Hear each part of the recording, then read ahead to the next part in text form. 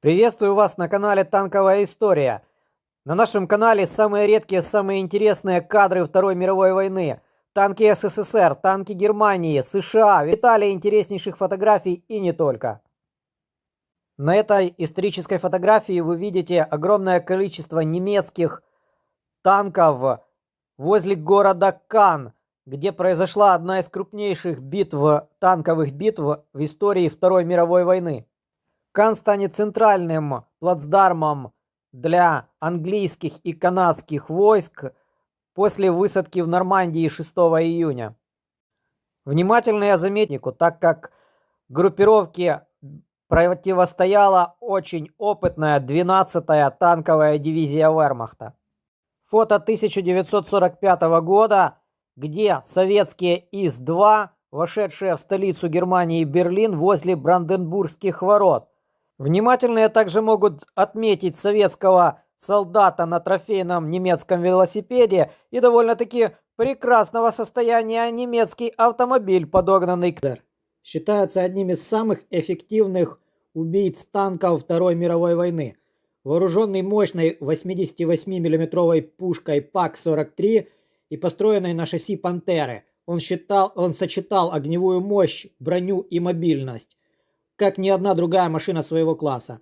И все же, несмотря на свое мастерство на поле боя, Ях-Пантера никогда не была произведена в достаточном количестве, чтобы изменить ход фронта.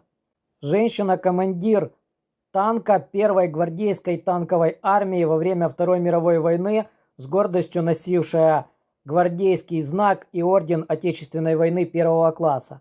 Самусенко участвовала в боевых действиях еще в зимней войне с Финляндией, а позже окончила советскую танковую академию и была назначена командиром танка Т-34.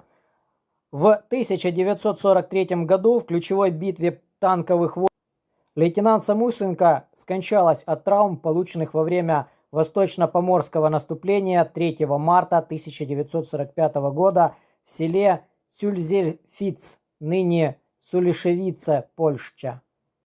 Снимок, сделанный 24 февраля 1945 года под Фаэнзой, Италия. Канадские солдаты за трофеев немецкий танк Несхорн «Носорог» поворачивают его против. Теперь машина будет служить союзникам. Итальянский фронт. Как вам такое историческое фотосравнение немецкого танка «Тигр-1» и американского танка «Шерман»? Эта историческая фотография говорит нам о новом, только разработанном и введенном войскам американском танке М-18 Hellcat с надписями «Который танк», который войска попросту могут не узнать. На этом историческом фото вы видите целый эшелон танков Ковенантер в 1942 году. Просто-таки неимоверное фантастическое зрелище. На сегодняшний день в мире сохранился только один пушечный танк Ковенантер. Солдаты 3-й бронетанковой дивизии США осматривают зияющее в обломках немецкого танка «Пантера», разрушенного во время битвы за Кёльн, Германия.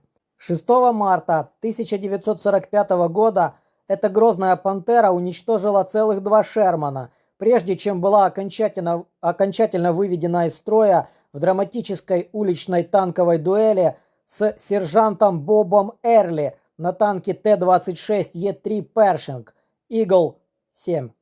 Кстати, это один из эпизодов, когда тяжелый американский танк победил «Пантеру» в прямом городском бою.